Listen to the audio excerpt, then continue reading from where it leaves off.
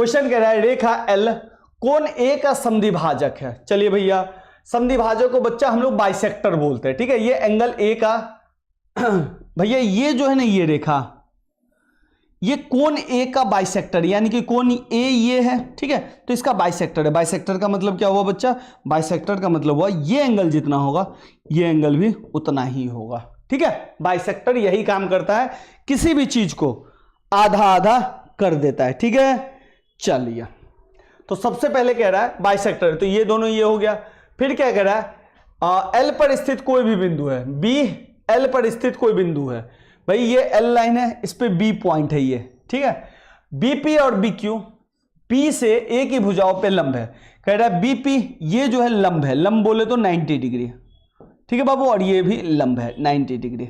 लंब बोले तो बच्चा एल्टीट्यूड बोलिए या परपेंडिकुलर बोलिए, क्लियर है? ये दोनों परपेंडिकुलर है, ठीक है बाबू। तो कह रहा है ये दिखाने के लिए, ठीक है बच्चा। अब देखिए बच्चा, इसमें ना क्लियर बोला है कि परपेंडिकुलर है। क्या है? परपेंडिकुलर। परपेंडिकुलर बोले तो बच्चा क्या बोलते हैं परपेंडिकुलर को? लंब है। लेकिन ध्यान से देखिएगा, इस क्वेश्चन में भी लंब दिया था, लेकिन लंब तो दिया था 90 डिग्री, और ये भी बोला था कि ये दोनों क्या है? इक्वल है, ठीक है। लेकिन इस क्वेश्चन में लंब है सिर्फ, इक्वल नहीं है, ठीक है। तो चलिए, तो कह रहा है भैया, क्या कह रहा है? कह रहा है त्रिभुज ए पी बी और त्रिभुज ए क्यू बी को समांतर करें, ठीक है। देखिए बच्चा, ए पी बी कहाँ है? ए पी बी नीचे वाला, ठीक है, और ए क्यू बी ऊपर वाला, ये वाला ट्रायंगल। तो बच्चा सबसे पहले ध्यान से देखिए, इस ट्रायंगल में ये 90 और इस ट्रायंगल में ये 90, तो बी पी ए, इसको लिखिए बी पी ए, और इसमें लिखेंगे हम लोग B Q A. B Q A दोनों क्या है बच्चा? 90 डिग्री। 90 डिग्री हो गया, तो 90 डिग्री हो गया, तो ये एंगल, ठीक है। अब ध्यान से देखिए, अब एक चीज ध्यान से देखिए, ये दोनों ट्रायंगल में ये वाला लाइन जो है ना बीच में है, देखिए ये वाला लाइन, यानी कि इस ट्रायंगल में भी है और इस ट्रायंगल में भी है, यानी कि दोनों ट्रायंगल में ये वाला लाइन है, ठीक है।